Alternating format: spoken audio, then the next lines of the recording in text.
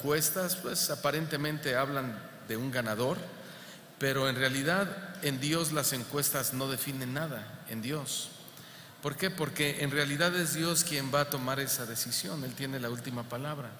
Como lo decíamos ahorita orando, el Señor al final, Él va a elegir. De hecho, bueno, ustedes saben, Él ya sabe quién es nuestro próximo presidente. Por eso nosotros como iglesia cristiana, como ministros de culto, en este caso yo como pastor, no debe ser nuestra intención persuadir a la gente a votar por un candidato en específico o por un partido político en específico.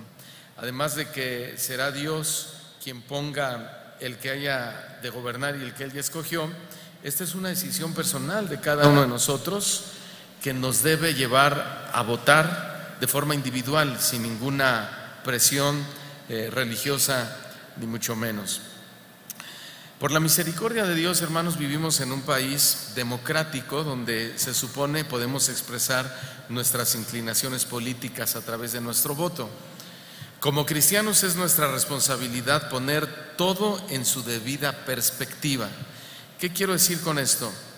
Según el apóstol Pablo, él dice que todo argumento que se levante contra el conocimiento de Dios o de Cristo debe ser derribado. Y esa es la perspectiva precisamente de la iglesia cristiana. ¿Qué quiere decir esto que Pablo dice? Que todo argumento que se levante contra el conocimiento de Dios debe ser derribado. Bueno, quiere decir que aun cuando el gobierno de nuestro país pudiera llegar a ser el enemigo de la iglesia, nosotros debemos oponernos, pero escucha bien, no por fuerza. Deberíamos oponernos no con armas, no con mítines, no con marchas, sino con algo más poderoso que eso, que es la palabra de Dios. Segunda de Corintios capítulo 10, versículo 3 al versículo 5, precisamente el apóstol Pablo nos instruye acerca de eso. Acompáñenme por favor, Segunda de Corintios capítulo 10, versículo 3 al versículo 5, dice así la palabra del Señor: pues aunque andamos en la carne, fíjense cómo él escribe, pues aunque andamos en la carne, no militamos según la carne. ¿Por qué? Porque las armas de nuestra milicia no son carnales, sino poderosas en Dios para la destrucción de fortalezas, derribando argumentos y toda altivez que se levanta contra el conocimiento de Dios y llevando cautivo todo pensamiento a la obediencia a Cristo. Dice algo muy interesante el apóstol Pablo, dice que no militamos según la carne. Esta palabra militar o militancia significa lo siguiente, significa figurar en un partido o en una colectividad. ¿Qué quiere decir esto? Quiere decir que los cristianos, fíjense bien, ni gobernamos ni somos gobernados al 100% por un partido político. No quiero decir con esto que entonces no tenemos que votar, ni tampoco quiero decir que pues no hay que someternos a las autoridades. Estoy diciendo que el cristiano no es gobernado al 100% por un partido político. Los cristianos, aunque formamos parte de la misma sociedad, no militamos como la sociedad en general. Pablo está diciendo que aunque también formemos parte de un gobierno civil, nuestra forma de gobierno es distinta. ¿Por qué distinta? Porque él dice que no militamos según la carne, sino, y después a continuación dice que las armas de nuestra milicia no son carnales, sino poderosas en Dios. Esta frase poderosas en Dios habla de la omnipotencia de Dios. Entonces, Pablo nos enseña que aunque el gobierno civil tiene autoridad y poder otorgado por Dios desde luego, de ninguna manera tiene todo el poder para saber gobernar a una nación. Sí tiene poder, Dios se lo dio, pero no tiene todo el poder para saber o poder gobernar a todo el país. ¿Por qué? Porque cuando Pablo dice que nuestras almas son poderosas en Dios, Pablo está diciendo que siempre va a faltar Dios en un gobierno para que ese gobierno esté bien hecho. Amén, ¿estamos de acuerdo? Ok. Luego Pablo dijo que hay que derribar todo argumento y toda altivez que se levanta contra el conocimiento de Dios. Digan todos, por favor, argumentos. ¿Qué es un argumento? Pues es algo que decimos. Yo ahorita estoy dando argumentos bíblicos. ¿Cuál debe ser la función del gobierno? Bueno, de forma general es construir una nación de la mejor manera. ¿Cómo el gobierno va a construir una nación de la mejor manera? Por medio de buenos argumentos, ¿sí? Y ahí es donde pues ya entramos. Nosotros veíamos cuando les preguntan a los candidatos: oiga, ¿y usted qué opina, por ejemplo, del matrimonio igualitario, hombre con hombre, mujer con mujer? Y nunca fueron concretos. Ellos siempre decían: hay libertad, creemos en la libertad. No, pero ¿usted está de acuerdo? Creemos en la libertad. ¿O qué opina usted acerca del aborto? Estamos a favor de la vida. No, pero usted personalmente, ¿qué piensa del aborto? No, yo pienso que estamos a favor de la vida. Y nunca recibíamos una respuesta concreta, porque para ellos es una respuesta comprometedora. Y ahí es donde estamos hablando de esto que habla Pablo, de argumentos. Ahora, cuando hablamos de argumentos o argumentaciones, ellos para argumentar a su favor hablan de programas de avance para la nación.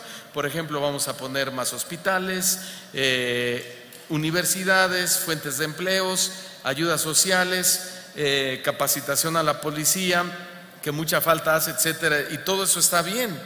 Sin embargo, lo que nunca menciona ninguno de ellos es hacer algo a favor de la buena moral y la espiritualidad de una nación, porque simplemente pues no les interesa. Muchos de ellos, a lo mejor hasta algunos de ellos son hasta ateos, ¿no? Ni siquiera lo sabemos. Pero escuchen bien, si dentro de estos planes sociales se levantan ideas, sea quien sea el PAN, sea el PRI, el PRD, Morena, quien sea, si dentro de sus planes sociales se levantan ideas o argumentos o pensamientos que vayan contra la visión de la iglesia, Pablo dice que deben ser derribados. Pero ¿cómo podemos nosotros derribar esos argumentos? ¿No? Ya lo dije, con marchas no, con mítines tampoco, quemando esto, aquello. No. Esto es más simple. Una forma de derribar o pelear contra los argumentos que se levantan contra el conocimiento de Dios o contra la iglesia es muy fácil. Es no votando por ese candidato que se opone precisamente a los valores morales y espirituales que a todos nos interesan. Y ahí es donde, por eso es muy importante que nosotros oigamos lo que hablan, lo que dicen, sus propuestas, ¿sí? Y pedirle al Espíritu Santo que nos dé discernimiento, porque hay muchas mentiras, ¿no?, dentro de lo que se nos dice. Entonces, muchos cristianos dicen: bueno, si no veo a un candidato que promueva la moralidad, no veo un candidato que promueva la espiritualidad, entonces mejor no votemos. Y de ahí han surgido pues precisamente esa falsa creencia de que los cristianos no votemos, no debemos votar. Yo les pregunto a usted: ¿los cristianos votamos o no votamos? Sí votamos. Pero sí votamos por una razón, porque también somos ciudadanos. Pero no vamos a votar por un partido que se levante contra los principios morales y espirituales de Dios. Ya lo dije: el matrimonio del mismo sexo, la ley al aborto, la legalización a la marihuana, solamente por poner algunos ejemplos. Dice Pablo que debemos llevar cautivo todo pensamiento a la obediencia a Cristo. La palabra cautivo significa que está dominado por una pasión, sea hacia una persona o hacia una cosa. Aquí estamos hablando que hay gente que está siendo dominada apasionadamente por un candidato presidencial, por un partido político. Mire, tan apasionados que hasta se matan. Ha sido el sexenio con más muertes de todos los que hemos tenido, de toda clase. Los mismos cristianos se ofenden, se agreden. Uno hace su reunión con este candidato, otro hizo el desayuno con otro candidato y uno habla mal del otro. Hay una pasión, pues déjeme decirlo así, desenfocada, una pasión desordenada. cuando dice el significado que debemos llevar cautivo todo pensamiento a Cristo, que significa estar dominado, yo me hacía una pregunta: ¿acaso no es esto lo que hacen los gobernadores con la gente, de tratar de dominar al pueblo por medio de sus propuestas interesantes o atractivas para así obtener el voto de los ciudadanos? Sí, eso es lo que ellos hacen. Pero el cristiano no debe ser dominado por las propuestas políticas. El cristiano debe ser dominado por la palabra de Dios o por principios bíblicos. Por principios bíblicos. No estoy diciendo que entonces haya un partido cristiano, porque no existen los partidos políticos cristianos. No, sí existen, pastor. Hay uno que se llama así. Bueno, existe, pero en la Biblia no deberían de existir.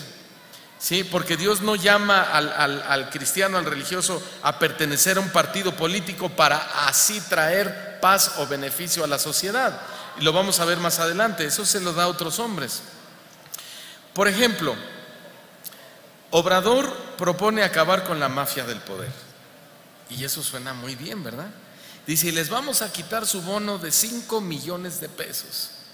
Y ahí está el otro contestando, ¿verdad? Por allá, porque ya se siente que ya no va a tener sus 5 millonzotes mensuales, ¿verdad?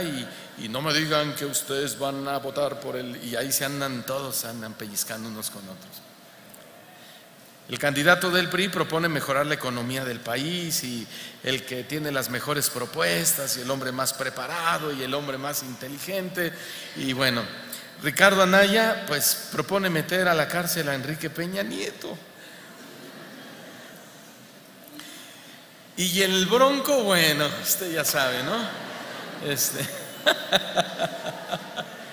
Él quiere mocharle la mano a toda la gente, ¿no?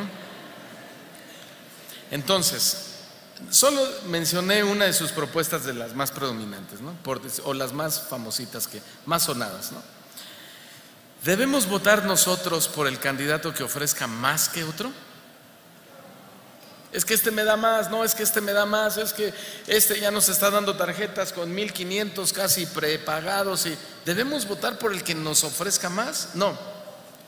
El cristiano debe votar por el candidato que evidencie tener más y mejores principios de moralidad, el que refleje tener un respeto por la iglesia y un respeto por la familia.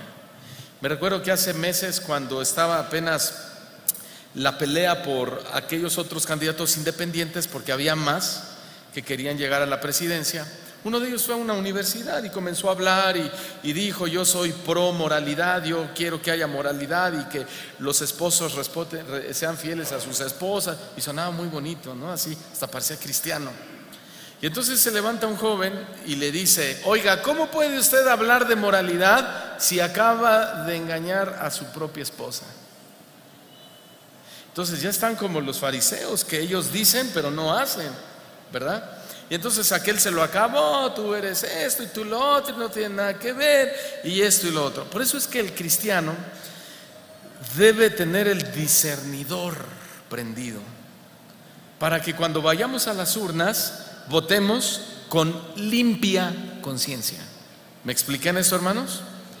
Limpia conciencia es que no voy a ir a votar por este partido, por este o por este, solo porque siempre voto por ese, o porque me está ofreciendo más, o porque me quiere. No, eso es votar no con limpia conciencia. Votar con limpia conciencia es analizar al candidato y a los partidos cuál es el que se apega más a los principios de la Biblia. No dije el que se apegue por completos, pero que tenga una, ¿cómo se dice?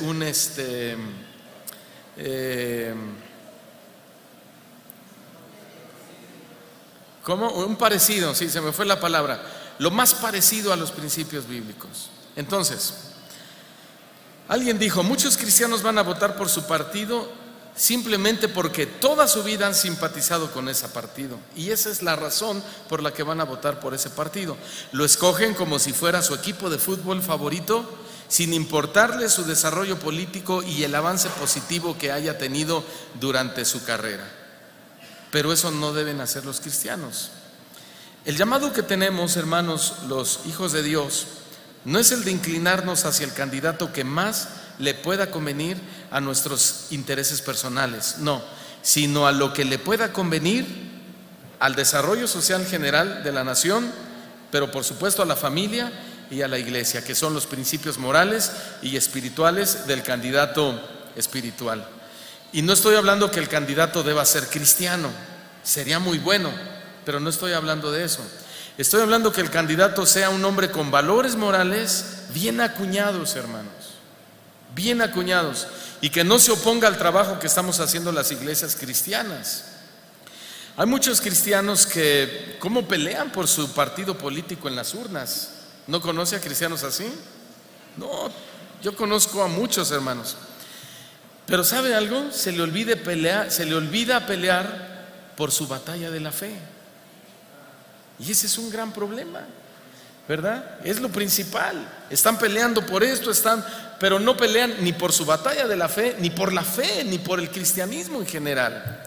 Mire, Jeremías el profeta, vamos al capítulo 45, por favor, versículo 5. El Señor nos exhorta a través de este profeta, Jeremías 45, verso 5, y dice así: ¿tú buscas para ti grandezas? ¿Ya lo tiene? Dice, ¿y tú buscas para ti grandezas? No las busques, porque he aquí que yo traigo mal sobre toda carne, ha dicho Jehová, pero a ti te daré tu vida por botín en todos los lugares a donde fueres. Mire, vamos a desglosar este versículo. Dile al que está a tu lado, no busques para ti grandezas. ¿Sí? ¿Qué significa? Significa algo que estamos viviendo, y específicamente en este tiempo de elecciones. La visión de la política consiste en que los ciudadanos busquemos votar por el candidato que más nos promete beneficios a nuestras conveniencias, y eso no suena mal, pero el cristiano no debe poner sus ojos solamente en lo terrenal. Debemos votar por un candidato que no solamente, eso es bueno, es necesario que ofrezca, que tenga programas de ayuda social para los más vulnerables, para las mujeres abandonadas, para los niños abandonados, para las personas, eso es bueno, y de hecho es el deber de ellos. Pero estoy hablando de valores más elevados, como por ejemplo la lucha por la paz. ¿Sí? Estoy hablando, por ejemplo, la lucha por la justicia. Estamos hablando de un partido, de un candidato que luche por la equidad y por todo aquello que de alguna manera se liga con los principios de la Biblia, aunque el candidato no sea cristiano. A eso se refirió Pablo cuando dijo, no busques para ti grandezas. Es decir, no pienses en el candidato que tú crees que más te conviene. No, piensa en lo que más le convenga a tu país. Piensa en lo que más le convenga a tu familia. Piensa en lo que más le convenga a la iglesia y vota por ese candidato para que al final tu voto glorifique a Dios. ¿Sí? El Señor dijo algo tremendo aquí con Jeremías. Dijo, te daré por botín a todos los lugares que fueres. O sea, si no haces las cosas bien te va a ir mal. Esta frase, te daré por botín, significa te daré por trofeo. Te daré por trofeo. ¿Se acuerdan del rey Saúl? ¿Se acuerdan? ¿Quién votó por él? ¿Dios o el pueblo? El pueblo. Acuérdense que Dios era el rey de Israel y ellos no necesitaban de él, dijo, porque yo soy su rey. ¿Sí? Pero ellos dijeron, no, queremos ser como las demás naciones. Queremos que nos gobierne un hombre como los demás son gobernados. Así que queremos rey, queremos rey. Y el profeta Samuel decía, no, no, por favor no, si Jehová es su rey. Y Dios dijo, déjalos, que ellos escojan. ¿Y se acuerdan cuál fue la consecuencia de que ellos escogieron a su propio rey, haciendo a un lado a Dios como su rey? Bueno, uno de sus resultados fue que perdieron muchísimas batallas importantísimas. ¿Por qué? Porque su rey Saúl los alejó de Dios. Ellos ya tenían puesta su mirada en el rey, habían dejado de ver a Dios. Y muchos cristianos están poniendo su mirada en los partidos políticos en lugar de poner su mirada en Dios. ¿Acaso no dijo David, alzaré mis ojos a los montes, de dónde vendrá mi socorro? Mi socorro viene de Andrés Manuel López Obrador, de Ricardo Anaya, de José Antonio Meade, del Bronco. Bueno, no, pues ni existían estos pobres, ¿verdad? Mi socorro viene del Señor. ¿De cuál Dios? El que hizo los cielos y la tierra. Ahí debe estar puesta nuestra mirada, hermanos, en Dios.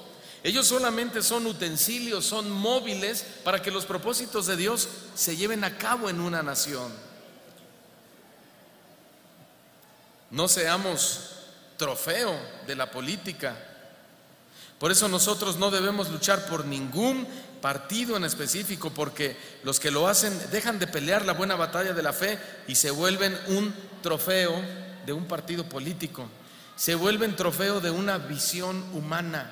Yo me asombro, hermanos, en los últimos meses literalmente he sido bombardeado a mi WhatsApp de hermanos en Cristo que, miren, tenía meses, y no es que años, que ya no me mandaban ni un mensaje. Y ahora, no, hombre, mírate, vota por este candidato, y que este es de la familia, y que este está contra el aborto, y con ganas de decirle: ¿ustedes qué hacen ahí? Pónganse a predicar el evangelio, ¿no? O a lo mejor hay un huesito por ahí que, ¿verdad? Que yo no sé, es lo más seguro. Ahora, aquí en la iglesia, hermanos, hay hombres y mujeres que trabajan en la política. Yo no estoy hablando de ellos, porque obviamente ellos, al trabajar de eso, pues tienen que defender su partido político, porque es de donde comen. No estoy hablando de eso. Estoy hablando de los cristianos que no trabajan en la política y que tienen más pasión por su partido político que por su propia fe. Se ponen su playera que dice el eslogan de su partido político, y ahí andan con banderas y sus gorras, ¿verdad? Y ahí andan haciendo la de emoción. Y yo no los veo, difícilmente los veo aquí con una playera que diga Cristo vive, o yo soy el camino, la verdad y la vida, y nadie viene. Son más apasionados, hermanos, por sus partidos políticos que por su propia fe. ¿A quién le quieres pertenecer? ¿A Dios o a un partido político? Pues a Dios, obviamente. Entonces, cuando vayamos a las urnas, enfoquémonos, hermanos, en el partido que más le puede convenir a la iglesia. Yo no le voy a decir por quién, yo ya sé por quién voy a votar, ¿sí? Cada quien tiene que votar con limpia. Y por favor, al final, ni me pregunte, porque no les voy a decir. Es más, todos vamos a salir volando de aquí, ¿verdad? Ya les avisaron, ¿verdad? ¿Sí, hermanos? Ok, ¿nadie me contestó? ¿Ya se enojaron? Bueno, ¿qué espera Dios de los gobiernos humanos? Miren, por eso es importante enfocarnos cuando estemos en las urnas, porque muchos dicen, ya cuando pasan las votaciones: uy, de haber sabido, mejor ni hubiera votado por fulano de tal. ¿Qué espera Dios de los gobiernos humanos? En primer lugar, como ciudadanos debemos contribuir con nuestro voto con algún grupo político que tenga inclinaciones conforme al ideal de Dios. Ese debe ser nuestro anhelo y no otro. Dios ha provisto 3 estructuras en la sociedad. Número 1, la familia. Número 2, la iglesia. Y número 3, el Estado. ¿Sí? Son 3 estructuras de toda sociedad. Repito: la familia, la iglesia y el Estado. Cada una de ellas, cada una de esas estructuras, posee sus propias funciones y tiene sus respectivas autoridades. Por ejemplo, en el hogar, ¿quiénes son la autoridad? ¿Quiénes? Los padres. En la iglesia y en el Estado, el gobierno civil, ¿sí? Vayamos a Romanos capítulo 13, versículo 1 en adelante.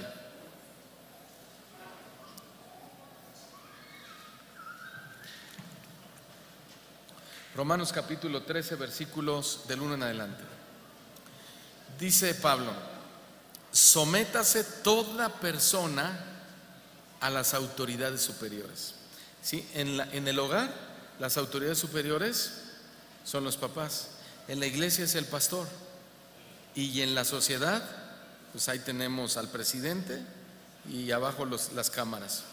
Pablo dice que toda persona se debe someter a esas personas, autoridades superiores, porque no hay autoridad sino de parte de Dios, y las que hay por Dios han sido establecidas. De modo que quien se opone a cualquiera de estas 3 autoridades, a lo establecido por Dios resiste. y los que resisten acarrean condenación para sí mismos. Esta condenación no es ninguna clase de maldiciones ni nada por el estilo, sino acarrean problemas, ¿sí? Acarrean, yo siempre le digo a mis hijos, pórtate bien, mira, la obediencia trae bendición, la desobediencia te trae problemas. Y mire que lo tenemos, pero comprobado, cada rato lo compruebo, de las dos maneras. A veces veo la bendición, pero también a veces vemos las consecuencias. Y es lo mismo, a eso se refiere cuando dice, de modo que quien se opone a la autoridad, a lo establecido por Dios, resiste, y los que resisten acarrean problemas para sí mismos. Verso 3. Porque los magistrados no están para infundir temor al que hace el bien, sino al malo. ¿Quieres pues no temer la autoridad? Haz lo bueno y tendrás alabanza de ella, porque es servidor de Dios para tu bien. Pero si haces lo malo, teme, porque no en vano lleva la espada, pues es servidor de Dios, vengador para castigar al que hace lo malo, por lo cual es necesario estarle sujetos, no solamente por razón del castigo, sino también por causa de tu conciencia.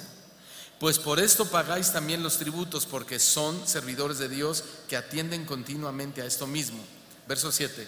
Pagad a todos lo que debéis. Al que tributo, tributo.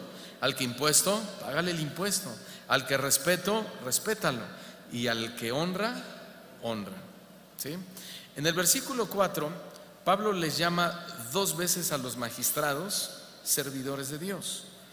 Servidores de Dios en el original es la misma palabra griega que nosotros conocemos para decir diáconos, que de hecho aquí en la iglesia hay diáconos. Pero la palabra griega también se traduce como siervo y ministro, se refiere a magistrados, pero también incluso se puede referir a emisarios de Satanás, porque también hay un gobierno en las tinieblas, ¿sí?, que todo el tiempo está tratando de gobernar a la ciudadanía. En primer lugar, o la primera disposición bíblica para el gobierno, según nuestra lectura, es que toda autoridad ha sido de parte de Dios. Cuando dice que es de parte de Dios, denota la posesión y la pertenencia. ¿Posesión y pertenencia de qué? ¿De qué está hablando Pablo? De los magistrados. Está hablando de los gobernadores. Está hablando de las autoridades. Entonces, yo hago una pregunta. Si toda autoridad ha sido de parte de Dios, toda autoridad, pregunto, ¿a quién le pertenece entonces cada partido político? ¿A quién le pertenece entonces toda la Cámara de Diputados, de senadores, de legisladores? ¿A quién le pertenece toda la policía del país? ¿A quién? Díganlo fuerte. A Dios le pertenece. Aunque eso no quiere decir que ellos estén agradando a Dios en su forma de gobernar. No quiere decir eso, pero le pertenece a Dios porque Dios lo dio, ¿sí? Ellos corrompen la autoridad y las leyes, lo vamos a ver más adelante, pero eso es otro rollo. La segunda disposición bíblica para el gobierno es que los magistrados no están para infundir temor al bueno, sino al malo. Entonces, nosotros los cristianos debemos reflexionar sobre la carrera política que cada partido nos ofrezca y debemos ser más certeros al momento de votar. ¿De qué estoy hablando? De lo siguiente. Cuando estemos ahí en la urna, deberíamos de hacernos, por ejemplo, algunas preguntas para poder votar con más limpia conciencia. Una de ellas podría ser: ¿qué partido de estos 4 ha sido el menos corrupto?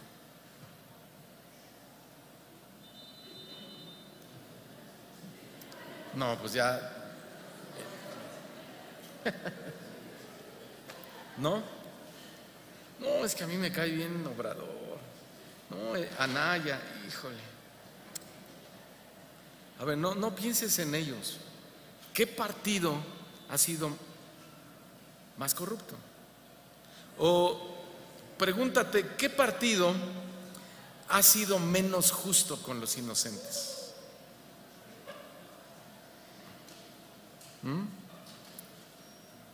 ¿Por qué debemos hacernos preguntas como esas, hermanos? Porque la perspectiva de Dios hacia el gobierno es que el gobierno sea más justo y menos tolerante al pecado. ¿Sí? Entonces, olvídate de que yo voy a votar fulano de tal o por partido tal porque me prometió, porque me va a dar, porque tengo una comadre, que la comadre es comadre de la comadre, de la comadre, de la comadre, del que le hace los mandados al que va a hacer. No, olvídate de eso. Piensa, para que tu voto sea honesto delante de Dios, y hazte preguntas cuando estés en las urnas. Otra disposición, según nuestra lectura bíblica para el gobierno, dijo Pablo, que ellos son servidores de Dios para tu bien, ¿sí? Para tu bien. Aunque la perspectiva de algunos candidatos es para su bien, pero la perspectiva bíblica, ¿para quién debe ser? A ver, díganlo, para mi bien, ¿sí? Y hoy vemos paraísos fiscales, departamentos de lujo en Nueva York, aviones privados, cuentas en Suiza. No vayamos tan lejos, ya ven a este señor Duarte que se robó más de 5,000 millones de pesos, ¿sí? Su esposa vive en un lujoso departamento a unas cuadras del castillo de los reyes de Inglaterra. Ellos no fueron servidores de Dios para el bien de Veracruz. Ellos fueron servidores para su propio bien. Ya ven que hasta la esposa en su diario, quién sabe cuántas miles de veces escribió: merezco abundancia, merezco abundancia, merezco abundancia, merezco prosperidad. Suena a iglesias cristianas, ¿verdad? También ellos andan con sus confesiones positivas, ¿no? Pero también hay candidatos presidenciales que han sido sorprendidos en fraudes, en lavado de dinero, etcétera, etcétera, etcétera. Sin embargo, con la mano en la cintura compran a los jueces y a los medios de comunicación para que no digan nada. La perspectiva del gobierno, hermanos, la perspectiva bíblica del gobierno según Dios, es que el candidato y su partido den resultados para el bien de la sociedad, no para ellos. Por eso escribió Pablo: es servidor de Dios para tu bien. La cuarta disposición bíblica para el gobierno es que no en vano llevan la espada, porque es servidor de Dios, es vengador para castigar al que hace lo malo. El sentido es que son gente que deberían ser verdaderos justicieros y además reparadores del mal que le sucede a la sociedad. Hermanos, para el cristiano debe ser muy, muy importante poner sus ojos en el partido que castigue al malo y, como dice el significado, que también repare al afectado, ¿sí? Porque, por ejemplo, ¿cuántas familias hoy han quedado impunes de las injusticias, ¿no? Desde el ladrón de la colonia, que así como entra al reclusorio sale, hasta el político que lava dinero, que privatiza las empresas y deja sin empleos a millones de familias. Tenemos una amistad que conocimos y hace unos años él fue víctima del secuestro y bueno, después de un tiempo ya lo liberaron, gracias a Dios salió con vida. Estas personas levantaron una denuncia ante la policía, dieron con los secuestradores, los metieron a la cárcel, no duraron ni un año en la cárcel. Cuando a un secuestrador se le debe dar de más de 50 a más de 60 años de prisión por secuestro. No duraron ni un año y le habla la policía a esta persona y le dice: mira, ¿sabes qué? Te voy a decir algo. Tú tendrás mucho dinero, pero ellos tienen más. Así que mejor huye. ¿Quién los dejó libres? Nuestras autoridades, nuestro gobierno. Y Pablo dijo que ellos deben ser, ¿qué dijimos? Justicieros, que amen la justicia. Vayamos a Daniel capítulo 2, por favor, versículo 20, habla de esto. Y vamos a ver aquí la preocupación política de este profeta Daniel. Dios le permitió a Daniel incursionar en la política, pero quiero aclarar algo, porque muchos pastores se agarran de ahí, cristianos, y dicen: no, si Daniel fue, sí, la excepción no hace la regla, y había un plan y propósito de parte de Dios. para eso. ¿Sí? Daniel 2:20 dice: y Daniel habló y dijo: sea bendito el nombre de Dios de siglos en siglos, porque suyos son el poder y la sabiduría. Versículo 21, lean: Él muda los tiempos y las edades. ¿Qué dice a continuación? Quita reyes y pone reyes, da la sabiduría a los sabios y la ciencia a los entendidos. Él revela lo profundo y lo escondido, conoce lo que está en tinieblas y con él mora la luz. ¿Se dan cuenta así de fondo la preocupación de Daniel por la política? Su declaración lo dice clarísimamente. Él está reconociendo que es Dios, fíjense bien, es Dios quien está detrás del gobierno y que es Dios el que en el momento que Él quiera puede quitar y poner presidentes. ¿Estamos de acuerdo con esto? Es Dios, eso lo dice el profeta Daniel. Por eso los cristianos, hermanos, si entendemos eso, no debemos aferrarnos a un partido político solo porque nos conviene.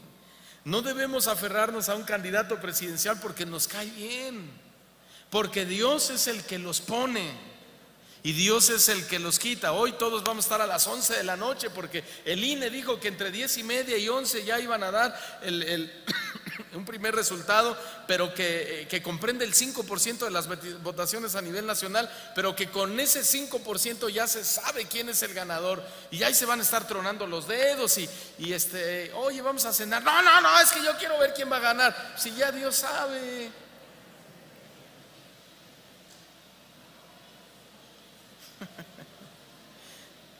Es que así le hice a mi esposa la otra vez. Pero no de eso, del fútbol. Vamos a los sacos, mejor tráeme, le dije, por favor, porque mira, pues, ¿qué pasó? Le dije, ¿verdad?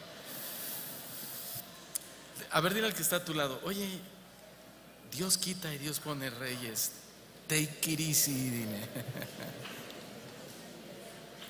Amén. ¿Están de acuerdo? Por ejemplo, mire, es Dios, estamos diciendo que es Dios el que decide, ¿sí? ¿Están de acuerdo en eso, verdad? Voy a poner un ejemplo. ¿Cuántos quisieran que quitaran a Donald Trump de la presidencia? Hasta amén dijeron, hasta en idioma celestial, ¿no? Ya ven todo lo que hace y dice, ¿no? Separó a miles de niños de sus padres, promueve el racismo, dice que los haitianos son suciedad, etcétera, etcétera, etcétera. ¿Cuántos quisiéramos que lo quitaran? Yo sí. Y ahora sí ya todos dicen yo. Ok. ¿Y si Dios no quiere? Estamos leyendo que Dios es el que quita y pone reyes, ¿no?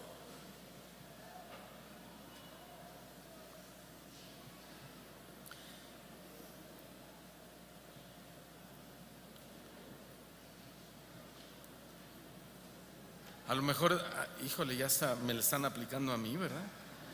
No, pues es que el pastor, debería haber otro pastor. Bueno, ¿y si Dios quiso? ¿Saben que yo lo último que deseaba en la vida era ser pastor?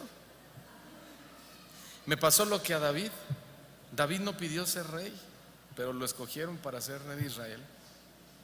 Y de esto voy a hablar más adelante en cuanto a la política.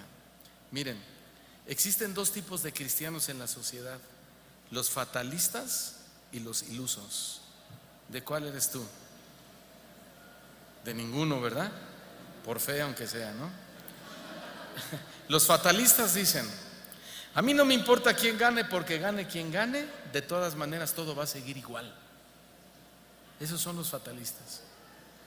Por otro lado, tampoco debemos ser ilusos y esperar de los partidos más de lo que nos pueden dar. Como alguien dijo, ningún candidato posee una varita mágica para dar todo lo que la sociedad desea, aunque tenga la mejor de las intenciones. Aunque te digan: mira, ahorita te voy a dar un bulto de cemento, pero si yo soy el mero mero, te voy a construir tu casa. No pueden. Aunque te den tu despensa con tu billetito de 100 pesos ahí, que hasta falsos les han salido algunos, tampoco. ¿Sí? Ellos no pueden darte todo lo que realmente tú quisieras.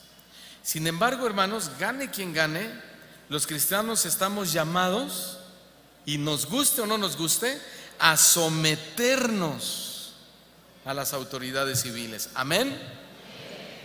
¿Qué más? A respetar a nuestras autoridades civiles. ¿Hay algo más? Sí, y a orar por ellas. Uy, no, pero son unos ladrones. Pues por eso tenemos que orar por ellos. Es que son unos injustos, por eso tenemos que orar por ellos. Es que es la misma policía por eso tenemos que orar por ellos. Esas son nuestras obligaciones ciudadanas, hermanos. Claro, debemos someternos y debemos respetarlos siempre y cuando no interfieran con nuestra obediencia a Dios, que eso es muy diferente.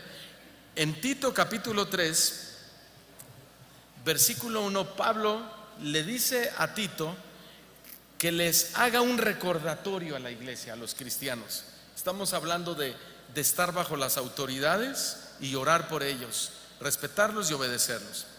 Y Pablo le dijo así, Tito 3:1, recuérdales, ya se les había olvidado, ¿verdad?, que se sujeten a los gobernantes y autoridades, que obedezcan, que estén dispuestos a toda buena obra. ¿Cuántos dicen amén? Hermanos, si hay alguien que debe brillar como un ciudadano modelo y ejemplar, somos nosotros los cristianos, los hijos de Dios. Aunque nuestra ciudadanía no esté aquí en la tierra, sino en los cielos, mientras estemos en este mundo, reconozcamos las autoridades que Dios ha puesto en el hogar, en la iglesia y en el Estado, para que nos vaya bien. ¿Para qué ha provisto Dios el gobierno? Esencialmente para dos cosas: para restringir el pecado y para hacer obras buenas y beneficiosas para la sociedad. Vayamos a Santiago 1:17, por favor. Santiago 1:17. ¿Para qué ha provisto Dios del gobierno? Para restringir el pecado y también para hacer obras buenas y beneficiosas para la sociedad. Santiago 1:17 dice así: dice que toda buena obra, toda buena dádiva, y todo don perfecto. A ver, es que yo leo un poco borroso. ¿De qué partido político dice que desciende?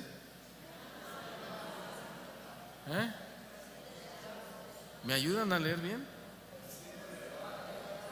Pero ya me estaba equivocando. Desciende de lo alto, del Padre de las luces, en el cual no hay mudanza ni sombra de variación. ¿Quién es el que nos bendice? Dios. Quiere decir que cuando un presidente hace cosas buenas por su país, ¿lo hace porque quiso hacerlo o porque Dios se lo puso a hacer? ¿Por qué? Porque toda buena dádiva desciende de Dios, no desciende de ellos. Sí. ¿De qué estamos hablando? Que entonces los presidentes y nuestros gobernantes reciben una gracia de parte de Dios. Esto es muy importante. Es una gracia que los capacita para que hagan cosas excelentes para un país. Que decía uno de los candidatos, ¿no? Decía: yo vi por los viejitos y esto, y miren, dijo, esto salió de aquí, así dijo, esto salió de aquí y salió de aquí. Y yo digo, eso salió de allí. La Biblia dice que eso salió de allí. Pero qué bueno que pues fue sensible y lo hizo, ¿no? Porque hay una gracia de Dios sobre los gobernadores que los capacita para que hagan cosas buenas para la nación, cosas que sirvan para el bien de los ciudadanos. Cuando Dios derramó su gracia, hermano, que también la Escritura la llama la gracia común, que es una gracia abierta, no se refiere gracia para salvación, sino gracia de esta clase que estamos hablando. Él tenía en mente que los gobernadores entendieran que las cosas buenas, las ideas buenas, no era para el uso exclusivo de ellos, sino para el beneficio de la sociedad. De ahí que Santiago usa las palabras dádiva y don, que significan regalos, es decir, No, ellos no son generadores de las cosas buenas. Simplemente son los conductos que Dios utiliza para que esas cosas buenas puedan llegar a la sociedad. En otras palabras, el plan de Dios es usar el gobierno y al candidato para hacernos llegar las dádivas que Dios mismo ha provisto desde el cielo para nuestra nación. ¿Y cuáles son esas dádivas? Bueno, son toda clase de beneficios, toda clase, desde la ayuda económica hasta la buena administración de la justicia y la propagación de la moral. También dijo Santiago que en Dios no hay mudanza ni sombra de variación.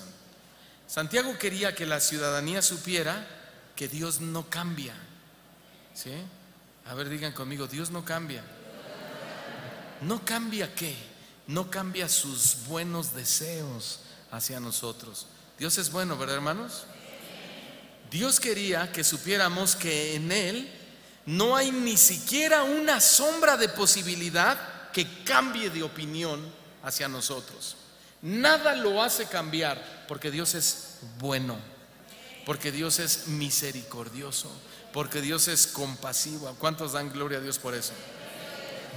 Bueno, y Dios lo que quiere hacer es usar a nuestros gobernadores para bendecir a la nación a través de ellos. Tristemente se dice que somos el segundo país más corrupto de todo el mundo. Les da miedo a los extranjeros venir a visitarnos. Y ahora que estuve en el Congreso de pastores allá en California, entre los mismos hermanos bromeaban y nos decían: ¿de dónde vienen? No, pues de la Ciudad de México. Ay, ahí donde hay que guardarse las carteras. ¿Sí? Bueno, hermanos, hoy tenemos 4 candidatos disputándose la presidencia. Ya saben sus nombres. Lo voy a repetir: el Bronco, Anaya, Mid y Obrador. Les hago una pregunta: ¿cualquiera de estos 4 tendrá la capacidad de gobernar a nuestro país? ¿O será competente cualquiera de los 4?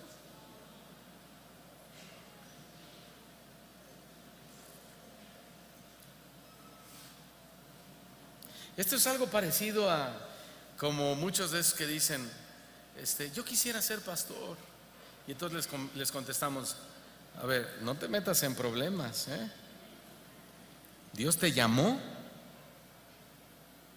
porque eso es muy diferente. Si Dios te llama, te capacita y te respalda.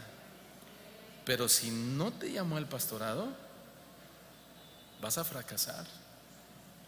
Hay 4 candidatos y no todos tienen la capacidad para gobernar nuestro país. No con eso quiero decir que el que quede sí la tuvo. No, Dios sabe a quién pone y puede permitir poner a uno sin capacidad como a uno con toda la capacidad. Porque Dios no se maneja ni se conduce por las buenas propuestas de cada uno, sino con propósitos que específicamente van a beneficiar a su pueblo, a su iglesia y a toda la sociedad que quiera venir a Él. No todos los gobernantes o los candidatos tienen la capacidad para ser el presidente de nuestro país. Hay hombres a quien Dios le dio esa capacidad de gobernar, pero a otros no. Pero cuando un partido político ha recibido esa gracia o esa capacidad, sin duda el país entero recibe muchos beneficios de parte de Dios. ¿Por qué? Porque es un regalo de la gracia de Dios, sean creyentes o no sean creyentes los presidentes. ¿Se acuerdan del rey Salomón? Miren, cuando él reinó, dice la historia, ahorita lo vamos a leer, había una mujer, una reina de Saba, de la ciudad de Saba, que lo visitó para comprobar su sabiduría, porque ya se oía que había un hombre, Salomón, que era un hombre muy sabio, muy inteligente, y él fue hasta donde él estaba para comprobar su sabiduría y la gracia de Dios que moraba en él. Y esta mujer se sorprendió, era otra reina. Vayamos a Primera de Reyes 10:8. Se sorprendió de tal manera que dijo lo siguiente cuando vio el gobierno de Salomón: Primera de Reyes 10, versículo 8 y 9. ¿Ya lo tienen? Dijo la reina, llegó y vio y dijo: bienaventurados tus hombres, dichosos estos tus siervos que están continuamente delante de ti y oyen tu sabiduría. Versículo 9: Jehová tu Dios sea bendito, que se agradó de ti para ponerte en el trono de Israel, porque Jehová ha amado siempre a Israel, te ha puesto por rey para que hagas derecho y justicia. Qué tremenda declaración, hasta ahí lo vamos a dejar. Dios mismo, hermanos, había capacitado a Salomón para ser rey en Israel para beneficio del pueblo. Entonces, miren, si la reina de Sabá lo notó, imagínense nada más los ciudadanos, hermanos. Si otra parte de la historia dice que cuando la reina de Sabá llegó e iba apenas a ver al rey Salomón, vio a los príncipes, vio a sus servidores, no a los príncipes, vio a sus sirvientes y los vio vestidos, como decimos, de pura pipa y guante. Y cuando los vio dijo: wow, si así están los sirvientes, ¿cómo estará el rey? Un hombre gobernando con la gracia de Dios para beneficio de la nación. Ella dijo con asombro: muy dichosos son tus hombres, muy dichosos son tus hombres. Entonces, fíjense bien, antes que votes por tu candidato, deberías preguntarte lo siguiente. Así, cuando tengas tu crayola ahí, que estés a punto de así, y veas la foto, no trae fotos, ¿verdad? Pregúntate: ¿sería yo muy feliz si ganara el partido por el cual estoy a punto de votar? Porque ella dijo: dichosos tus hombres, muy felices tus hombres. ¿Sería yo muy feliz?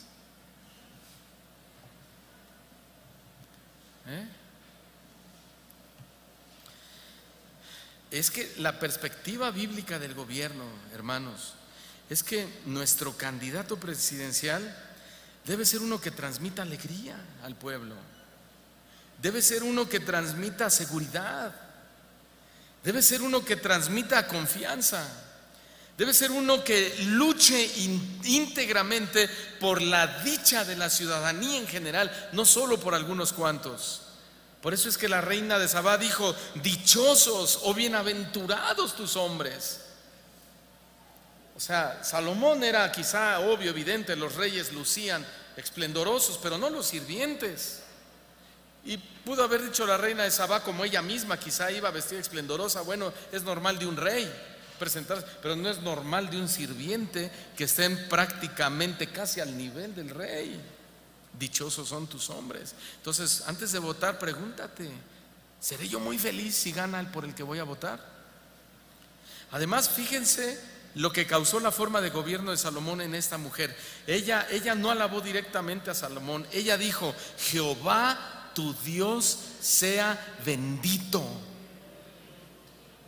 que se agradó de ti para ponerte en el trono de Israel. Le dio toda la gloria a Dios, hermanos. ¿Sí? No estaba alabando a Salomón, sino a Dios directamente. Ella bendijo a Dios. ¿Por qué? Por la sabiduría que había puesto en Salomón para gobernar a su nación. Esta reina reconoció que Salomón tenía la gracia de Dios sobre su gobierno, y eso debe ser nuestra oración. Señor, mira, va a quedar a lo mejor quien menos quiero, pero que tu gracia se derrame sobre él, Señor, para que gobierne bien. ¿Cómo lo aplicamos a nosotros? Muy sencillo. Cuando un candidato no pone su entusiasmo, oigan bien, cuando un candidato no pone en su entusiasmo: oye, estás pro, ya lo dije al principio, ¿no? ¿Qué opinas del matrimonio igualitario? ¿Hay libertad? ¿Hay libertad? No, pero no, hay libertad, no me preguntes. ¿Qué opinas del aborto? Soy pro vida. ¿Se nota el entusiasmo?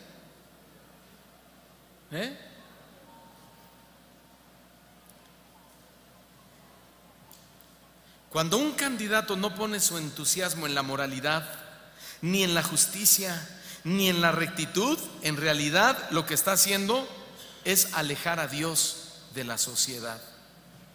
Y si ese candidato no pone todo su entusiasmo en eso, no es el candidato que Dios ha elegido para gobernar nuestro país.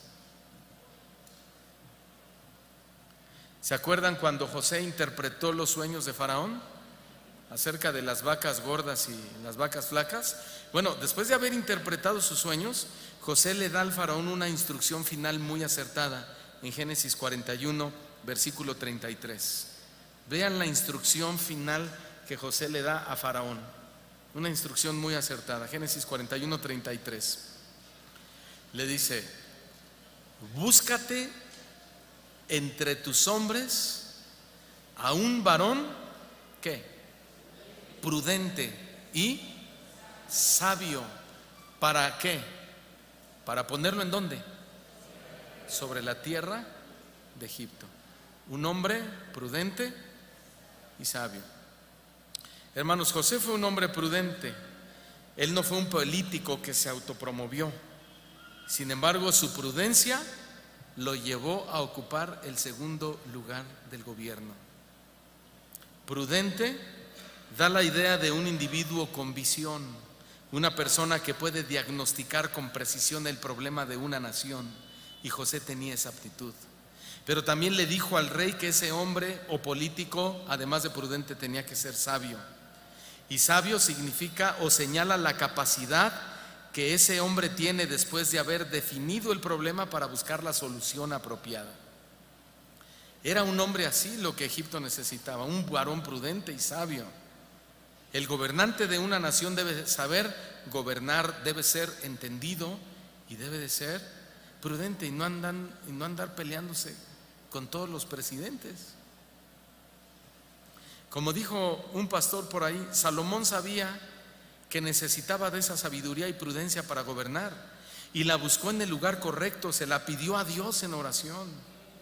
Nosotros como cristianos, dice este hombre, debemos anhelar que nuestros gobernantes exhiban esa clase de dependencia de Dios, que de corazón le pidan a Dios les conceda la sabiduría que ellos necesitan para desempeñar la labor tan delicada que ellos desempeñan. Miren, el suegro de Moisés, Jetro, recordarán, explica muy bien esto que estamos diciendo, que un buen candidato a la presidencia debe ser un hombre comprometido con la justicia, que debe proteger al pueblo contra todo aquello que lo perjudique. Vayamos a Éxodo 18, versículo 21. Jetro, que dicho sea de paso, no era un hombre creyente, no era de la fe de Abraham, y Dios lo usó para darle un buen consejo. ¿Y qué le dijo Jetro a Moisés? Moisés, escoge tú de entre todo el pueblo varones de virtud, varones temerosos de Dios, varones de verdad, que aborrezcan la avaricia, y ponlos, dijo, y no dijo y ponlos a pastorear una iglesia, dijo, y ponlos sobre el pueblo por jefes de millares, de centenas, de 50 y de 10. Qué tremendo, ¿no, hermanos? Hago otra pregunta. ¿El candidato por quien vas a votar hoy es un varón de virtud? ¿El candidato por el que piensas votar al rato es temeroso de Dios? ¿Sabe lo que me escribió un hermano que anda bien metido en la política? Me dijo, él me habló de las características de cada candidato presidencial, y me llamó la atención cuando en una de esas características menciona a uno de un partido que no les voy a decir, y me dice, y mira, este de aquí es católico, pero se sabe que es un hombre temeroso de Dios. Ah, caray, dije, a ver, barajémela más despacio, ¿no? Dijo, sí, él, bueno, no estamos hablando del catolicismo. Sí, me dijo, mira, sí, se le han sabido cositas leves ahí medio mal, unas malversaciones ahí de fondo, pero también se sabe que es un hombre temeroso de Dios. Dije, no, estás en la calle, le dije. Jetro le dio el consejo a Moisés y le dijo que pusiera hombres temerosos de Dios, a hombres de verdad. Y por último dijo que aborrezcan la avaricia. Por el que vas a votar, ni me dejaron terminar.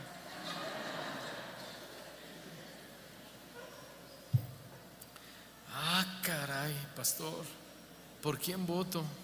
I don't know. Yo no sé, cada quien.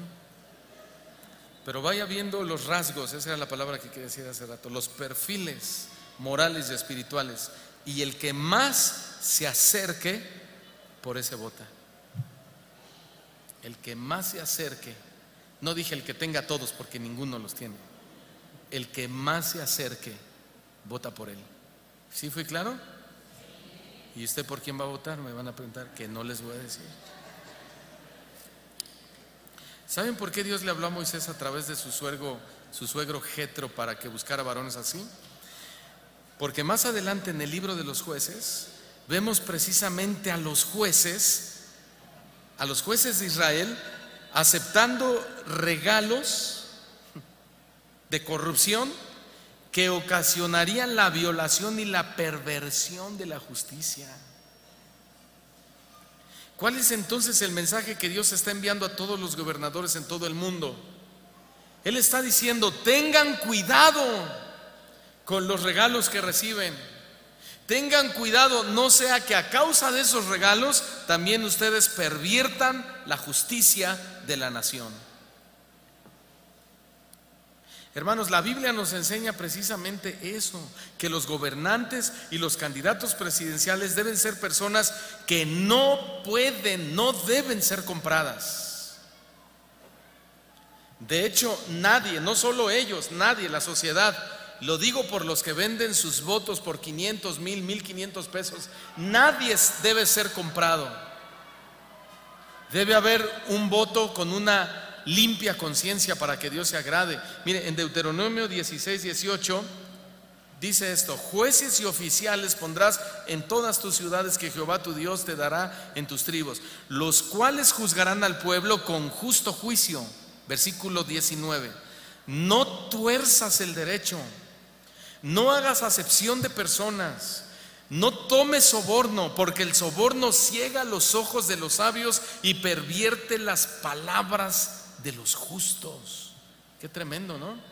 Deuteronomio 27, verso 19 dice: maldito el que pervertiere el derecho del extranjero, del huérfano y de la viuda, y dirá todo el pueblo: amén. Maldito el que pervierte, el que dice: aquí hay un fondo para ayudar a las viudas, aquí hay un fondo para los damnificados, aquí hay un fondo para las personas de la tercera edad. Ah, no, pero no lo vamos a usar para ellos, lo vamos a usar para la campaña política. Malditos, dice el Señor. Maldito el que pervierte el derecho de esas personas vulnerables. No, hombre, por eso México ha estado bajo maldición por muchos sexenios. Porque así como es el sacerdote, es el pueblo, de la misma manera. Y uno de ellos, con toda razón, decía un candidato, dice: claro, nadie quiere votar por mí porque los corruptos dicen: roban pero nos dejan robar. Y así como es la cabeza, es todo el pueblo. Y cuando todos pervierten el derecho, viene la maldición de Dios sobre toda la nación. Si hasta los cristianos andan haciendo tranzas. Maldito el que pervierte el derecho de los más vulnerables. Y dijo el Señor: y que todo el pueblo diga amén. No puede haber en mi pueblo, dijo el Señor, alguien que esté en desacuerdo en ese principio. Alguien dijo: definitivamente la maldición de Dios caerá algún día sobre todos aquellos que de alguna forma u otra han pervertido el derecho.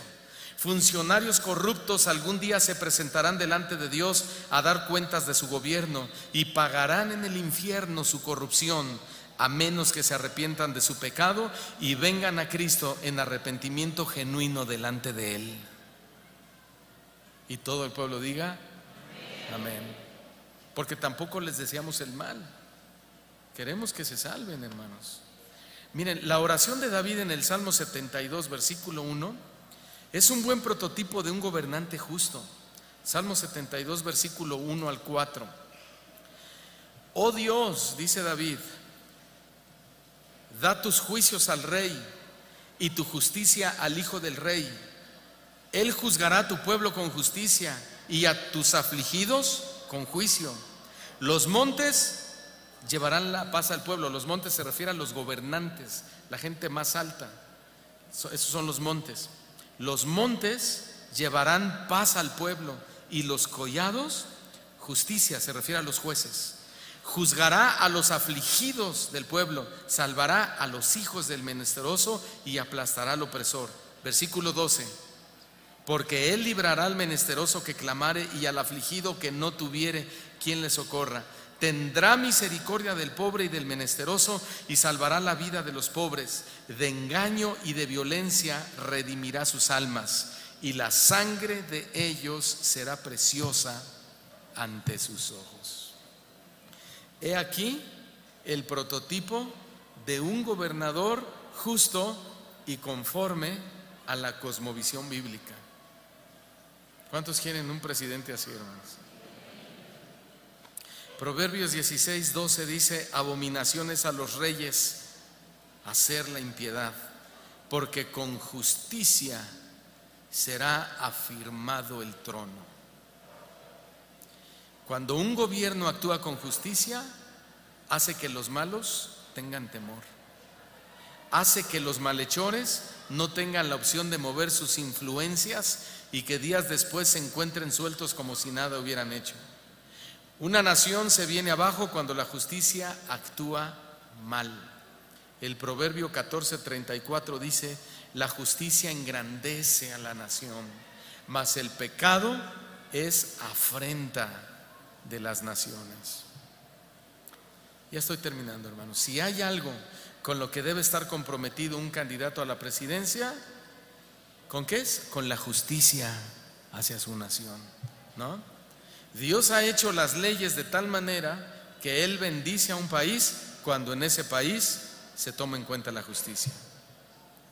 Por eso, hermanos, y lo digo con todo respeto, pero es la realidad, Estados Unidos fue un país tan bendecido. Dije. Hoy ya no lo es. Hicieron a un lado la justicia. Sacaron la Biblia de la Casa Blanca. En los hoteles siempre encontrabas una pequeña Biblia, un Nuevo Testamento. Hoy ya no hay nada de eso, desapareció. Hicieron a un lado la justicia. Un buen candidato es un hombre que no se sitúa a sí mismo por encima de la ley. De hecho, ningún ser humano debe hacerlo. Mire lo que escribió Pablo en Hechos 25:11. Porque si algún agravio o cosa alguna digna de muerte he hecho, si he hecho algo digno de muerte, dijo Pablo, no rehúso morir. Tremendo, ¿no? No rehúso morir. ¿Qué está haciendo Pablo? Él está ratificando y en completa conformidad que nadie, ninguno puede estar por encima de la ley. Amén.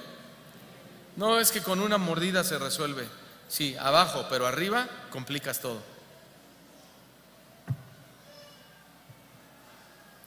El mismo David nos deja saber por escrito la forma en la que él estaba comprometido a gobernar sobre Israel. Dijo: no habitará dentro de mi casa el que haga fraude, el que habla mentiras no se afirmará delante de mis ojos. Era un compromiso del rey David. Pero ¿quién creen ustedes que tuvo el mejor perfil para gobernar a un pueblo? De la Biblia.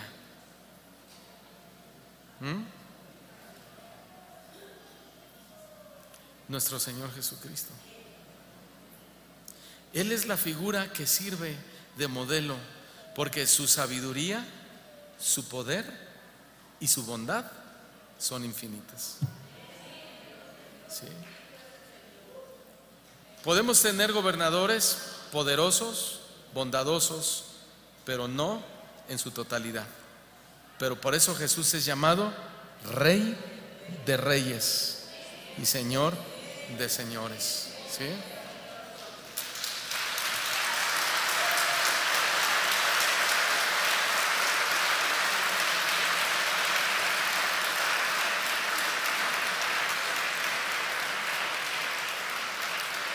Y con eso termino, hermanos. Dios siempre gobierna para el bien de su pueblo, siempre. Él ha hecho un pacto con nosotros de no volverse atrás de hacernos el bien.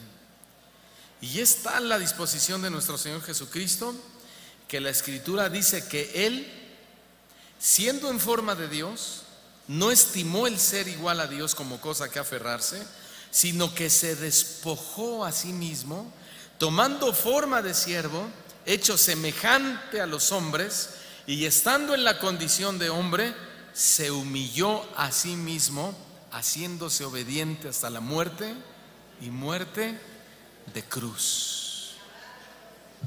Hermanos, qué bueno es tener a ese rey como nuestro rey, ¿no le parece? Qué bueno es que Cristo y ningún otro hombre sea el objeto de nuestra confianza. Amén. Pónganse de pie, vamos a orar y vamos a pedirle a Dios sabiduría, y vamos a decirle al Señor, a pedirle, pues, que queremos votar al Señor con limpia conciencia. ¿Sí, hermanos? Que nosotros podamos ser un pueblo entendido, que no nos aferramos a un partido político, no nos aferramos a un candidato presidencial. Lo que nosotros queremos es votar por el que se apegue más a los principios morales de la familia y espirituales. Eso es votar con una limpia conciencia. No votes ya más diciendo: es que yo siempre he sido priista o panista o morenista.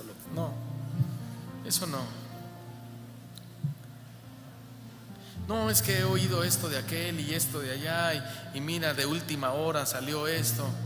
Sí, todo eso nos ayuda para ver, para estar enterados. Pero comienza a ver, hermanos, sus propuestas. Hemos tenido suficiente tiempo para ver y oírlos. Ora a Dios y que el Señor te guíe, pero vota con una limpia conciencia, porque en esta congregación unos van a votar por uno, otros por otro, otros por otro, y otros hasta, a lo mejor hasta por el Bronco, algún despistado por ahí vote. No importa, pero escúchame lo que te voy a decir. Si votaste con limpia conciencia, votaste bien, aunque hayas votado por cualquiera de los cuatro.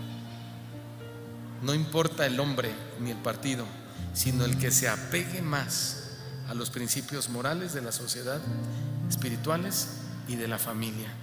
Eso es votar con limpia conciencia. Amén. Oremos.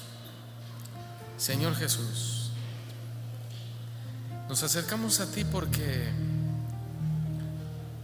tú eres el Rey de Reyes, el prototipo, el ejemplo, el hombre más virtuoso, más sabio, más entendido, más prudente, más justo, ecuánime, perfecto. Tú eres el ejemplo. Señor, tú lo sabes todo. Ninguno de los candidatos se parece a ti.